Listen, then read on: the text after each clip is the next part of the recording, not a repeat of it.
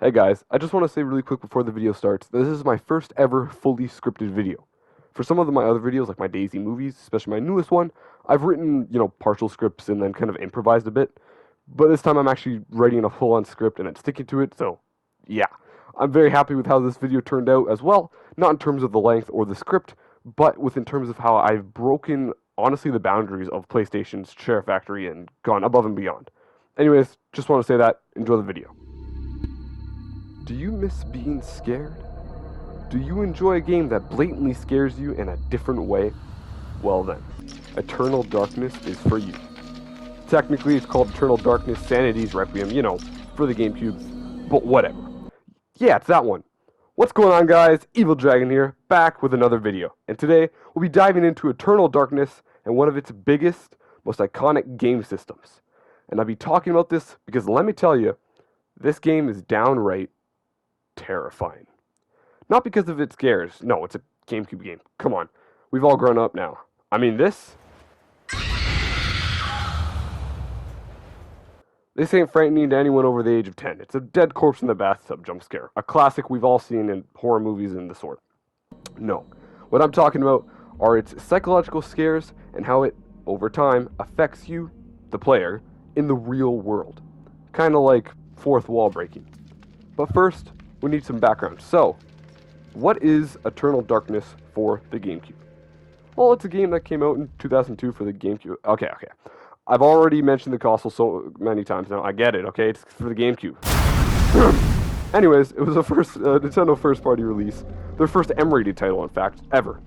That's right, this lovable company that made this, and this, also made this. Horror game. So, I mean, that's cool. It was their first attempt anyways, and honestly, in my opinion, they absolutely nailed it. The atmosphere, the scares, or at least some of the mediocre jump scares, were absolutely great. Before we actually talk about what I do want to talk about first, you obviously probably need some background for the story. So, it starts off with Alex getting a phone call. She's the granddaughter of this guy, who's apparently some sort of guardian that fights back against this eternal darkness. But her grandfather has been murdered. So she heads over to his mansion and starts to collect and read chapters of an ancient book called the Eternal Tome of Eternal Darkness. Sounds ominous, I know. And then pretty much she learns how to combat this Eternal Darkness, and that's it. You delve into each chapter and play them out, which are about half an hour or so long. You play as like a character like Kareem or whoever else. And yeah, that's basically what the game is. I would explain more, but I haven't finished the game yet. I'm like halfway through. But I think that's okay because honestly, for what I'm talking about, I don't need to beat the game for what I know what I'm going to be talking about. And before you go ahead and think about how I should have finished the game first, blah, blah, blah, blah, blah, listen, I know that. But this video isn't about the story, as I mentioned. It's about the second chapter, in fact. Right here, we gain access to this green bar, and later, we have a total of 3 bars to maintain. But we'll talk about the bars one-on-one. It's health, red, mana, blue, and the green one that I want to talk about, sanity. Health is pretty explanational, it hits 0 and you die, and then you have to restart the half an hour or so long chapter, always going back and collecting the stuff you may have missed or got the first time. You have to redo the chapter. That's pretty much all that is. Mana is just how often you can use your magic spells, whether for repairing items, buffing your weapons, healing yourself, both physically or mentally with the sanity bar, and that's all I know you can do so far. I haven't gotten to use so many spells, but anyways, the green one, the green bar, sanity, that's what this video is all about and why you clicked on here to watch. What does this bar do?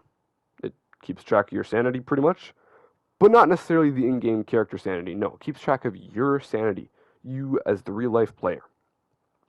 This game messes with you through the sanity bar by going out of its way to give you a fright with both in-game things and in the real-world things. For example, you could be healing when all of a sudden, yeah, your character explodes randomly. But wait, you didn't? See, because of the sanity bar and how it works, it kind of just gave you a scare to thinking you'll have to redo one of the chapters. Like, this happened to me and I genuinely got a fright. Like, I was genuinely shocked. I kind of yelped and then boom, my character shimmered and I was alive again. And yeah, I started to laugh because that was kind of funny. But again, you could have seen the fear in me because I was like, oh my gosh, I'm almost done this chapter and I have to redo it all over again. I was not expecting it to happen, but you can see how that could frighten you. With a little example, let's go into detail about how the sanity system works, shall we?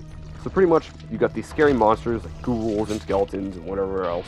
Whenever they look at you, you lose sanity. Their eyes go green and your sanity bar dips a bit. There could be more ways, but that's all I know so far. Your ways to regain sanity, however, is pretty much you finish off a monster in a down state. You kind of see that they're shimmering and they're glowing, and you just hit a button and they're downed and you get your sanity back. Lower monsters don't give a lot, bigger monsters do, and then of course you also have a spell to regain your sanity, which is honestly probably for the better. Now at first, a little scare like being killed off might not seem like the biggest thing. So what? Sanity isn't that important, right?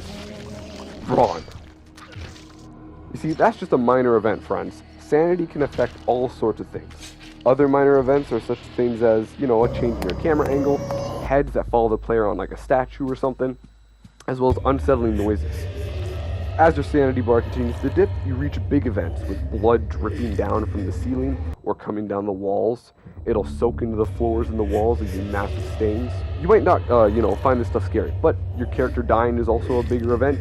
You might even enter a room, for example, only to find out when you exit that room, the world shimmers, and you're really never left the original room. You're still in, say, you're in a kitchen, you leave and go into the dining room, and as you leave the dining room, you're back into the kitchen, having never left.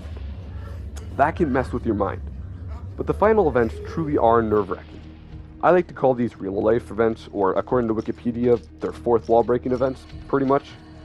You might get a fake ad after you die, or after you complete a chapter. Talking about how there's a sequel that'll be out in a few years, 2004 it says. Only for 30 seconds or so later, the game cuts back and nothing ever happened. You restart the chapter, or you're back playing as Alex.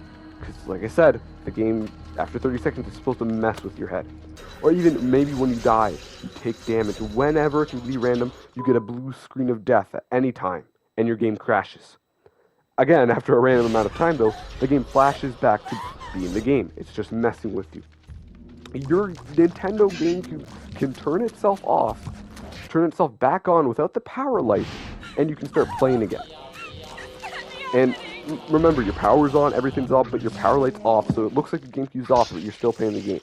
It can also show that it's messing with your settings, like turning your volume down, muting your mic, changing your channel, something like that. You could also be taken to your home screen, where it shows your saved data deleting, or even your data is corrupted and you have to restart. But after all of this, it shines back to where you were. This is downright agitating, especially if you never knew about this. Of course, I knew this going in, so I wasn't worried. But if you were playing this back in the day, where this game had come out and the internet wasn't as good as it once was, and you never knew about this, you'd probably be pretty nervous to see that your game was corrupted, or you just got a blue screen of death. I mean, why would you want a game that lies to you about this stuff? But that's the beauty of it. It's real horror. It messes with you, the player and the stuff around you. And you might even ask how the game can even mess with this stuff with your console, but I mean, it's a Nintendo first party. They had direct access to the console and its powers, and would easily be able to add something like this to be able to manipulate your mind, or the console itself, to turn its lights on and off, into thinking that real-life events have happened when they actually haven't. This truly is a forgotten masterpiece of a psychological horror, and honestly, now that we know about this, if more games took advantage of this to scare people who don't know, it would be really funny. I mean, there's even more crazy sanity stuff that I didn't go into detail of. This was just the main stuff, but there's other scares and stuff that can happen that aren't as fourth wall breaking. They're just part of the minor or bigger events that I just wanted to really name the fourth wall breaking one. But there's, again, stuff that happens that is even worse, you could say. Like maybe finding your character's head on the floor or something. It's truly scary.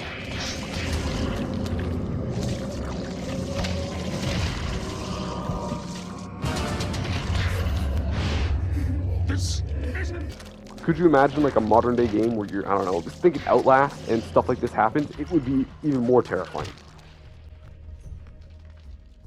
The sanity system for Eternal Darkness is, and forever will be, something unique and interesting, and incredibly entertaining. I hope you all enjoyed this little review of something within a game, and not quite a game review itself. Again, I just wanted to go over the sanity bar. I couldn't go over the story because I haven't beaten it yet. But let me know in the comments down below if you would want me to do something like this again, going over, something like this in a game. And without further ado, I hope you did enjoy nonetheless. Maybe leave a like, maybe leave a nice comment down below, maybe hit that subscribe button. The goal is 250 subscribers by the end of the year. So dang that bell, and I'll see you guys all next time for another video. Bye, guys.